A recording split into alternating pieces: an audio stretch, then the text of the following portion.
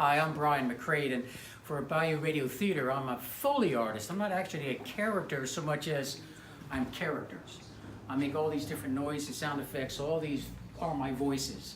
So all kinds of things like opening doors, that kind of thing, people walking around, you hear drinks, that kind of stuff, whatever it takes. Other sound effects, might be if I hear like a little,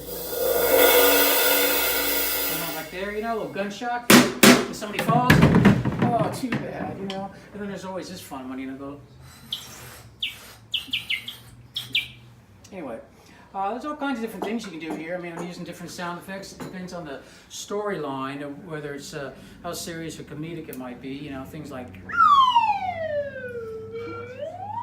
if they went back up, and so forth, chimes, everybody likes, we're at the beach.